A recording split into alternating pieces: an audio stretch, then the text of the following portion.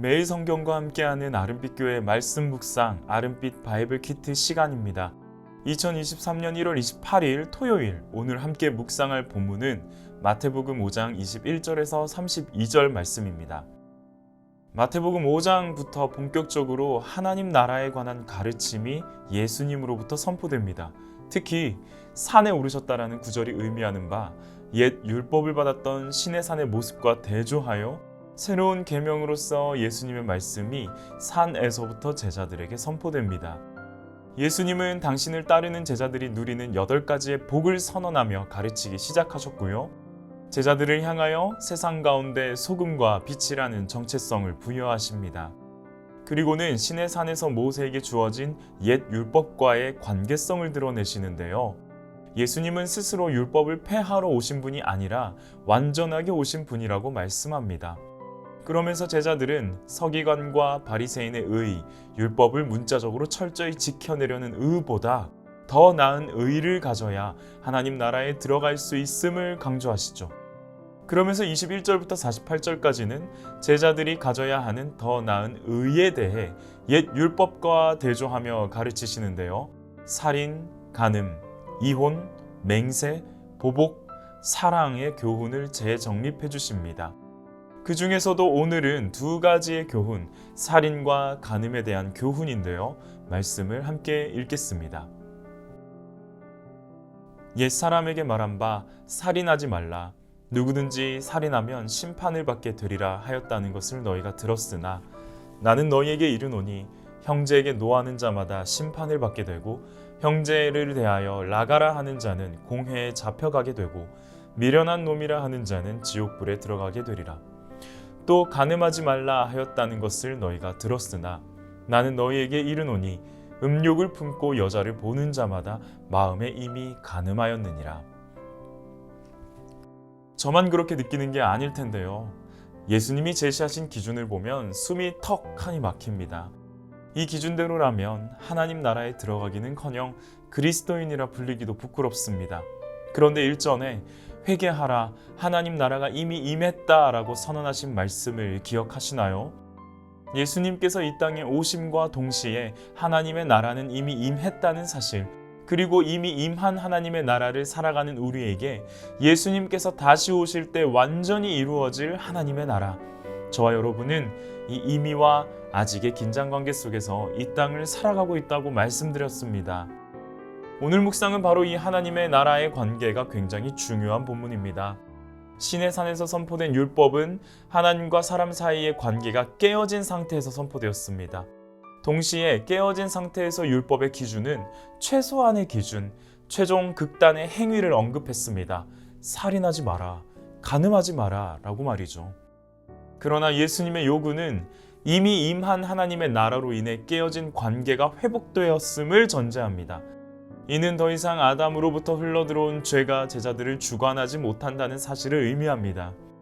따라서 예수님의 요구는 깨어진 관계가 아니라 회복된 관계 안에서 최소의 기준이 아니라 완전하게 하심의 기준을 제시하는 것입니다. 물론 우리의 현 주소가 아직 완성되지 않은 하나님의 나라라는 사실을 인정해야 합니다. 그러하기에 본문을 처음 읽은 우리의 마음이 부담감으로 가득 찼던 것이었을 테죠. 하지만 예수님의 오심과 함께 이미 임한 하나님의 나라는 깨어진 관계 속에서 살아가는 세상과 현저하게 구분되는 변화를 가져다 줍니다. 그 변화의 시작점으로서 이미와 아직의 관계를 기억하며 살인과 간음의 문제를 살펴봅시다. 분노와 화는 깨어진 관계의 증거입니다. 이미 하나님의 통치를 받고 있는 제자들에게는 화를 내지 않는 게 제자다운 모습입니다. 세상은 다 화를 내고 살아가도 제자는 화를 내지 않는 것이 특징이어야 합니다. 그러한 모습이 세상의 빛과 소금의 정체성을 드러내는 독특한 행동일 것입니다. 화를 낼 만한 상황임에도 불구하고 화를 내지 않는 것이 제자의 모습이라고 말씀합니다. 그런데 여전히 우리의 마음에는 분노, 화가 치밀어 오를 때가 있죠. 아쉽게도 화를 내는 이유는 아직도 내가 살아있어서가 아닐까요? 어느 날 문득 우리의 마음의 문을 두드리시며 들어오신 예수님의 자리를 밀어내고서 내가 그 위치를 차지하려 하다 보니 주님은 뒷전이고 나 스스로가 주인이 되려 하니 여전히 내가 살아있으니 분노와 화가 치밀어 오는 상황임에도 묵묵히 걸어가신 십자가의 예수님을 따르기보다는 내 본연의 감정과 기분을 쫓아 분노와 화를 드러내고 있는 것은 아닐까요? 깨어진 관계의 증거인 분노와 화를 회복되는 관계 속으로 가져오지 않게 되기를 원합니다. 이어지는 간음 또한 살인과 같이 결과적인 행동입니다. 간음의 본질적인 문제 역시도 살인과 같이 이 마음으로부터 일어납니다.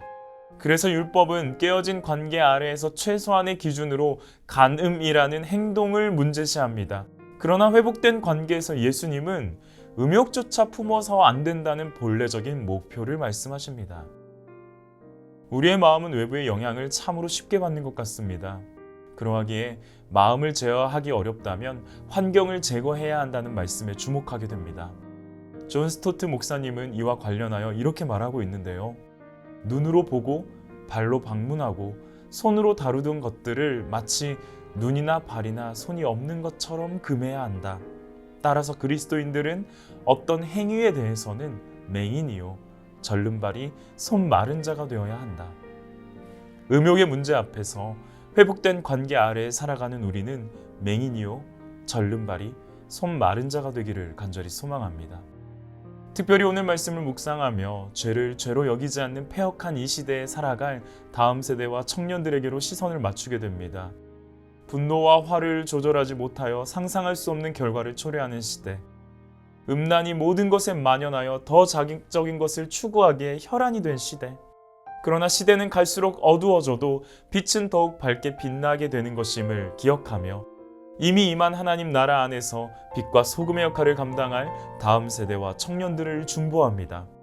이들이 좌로나 우로 치우치지 않고 한결같은 믿음으로 살아갈 수 있도록 이미 임한 하나님의 나라의 기쁨과 환희를 살아낼 우리 신앙의 앞선 세대가 되길 또한 소망합니다.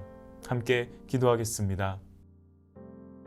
예수님의 오심과 함께 이미 임한 하나님의 나라를 인정합니다. 그 나라의 영향력 아래에서 우리 본연의 분노와 음욕을 보혈로 덮어주시기를 소망합니다. 여전히 내 속에 내가 꿈틀거리며 살아있으므로 예수님의 말씀대로 살지 못할 때가 많습니다. 나는 날마다 죽노라 라고 선언한 바울 사도의 고백과 같이 매일 묵상의 시간을 통하여 그리스도와 함께 십자가에 못 박혀 나는 죽고 예수만 부활한 참된 그리스도인의 모습으로 살아가는 우리 되기를 간절히 원합니다. 소돔과 고모라보다도 더 악랄하고 음란한 때를 살아가고 있습니다. 무법자들의 음란한 행실로 말미암아 고통당하는 의로운 롯을 건지심과 같이 우리의 다음 세대와 청년들을 폭력과 음란의 홍수에서 지켜보호하여 주옵소서. 세상에 살고 있으나 세상에 속하지 않는 하나님 나라에 속한 자녀들로 세워주시기를 원합니다. 오늘 하루 우리 삶의 한 절이라도 주님의 말씀을 따라 주님을 닮아 살아가기를 소망합니다. 마땅히 화를 내어도 충분한 상황에서도 제자로서 더 나은 의를 드러내는 우리 되게 하시고 우리의 마음을 현혹하는 자리 앞에 스스로 맹인되고 절름발이 되며 손 마른 자 되게 하여 주옵소서. 깨어진 관계를 벗어나 회복된 관계 안에서 누리는 참된 기쁨과 환희를 경험하게 하여 주옵소서. 그렇게 이루실 하나님을 찬양하며 예수 그리스도의 이름으로 기도합니다. 아멘.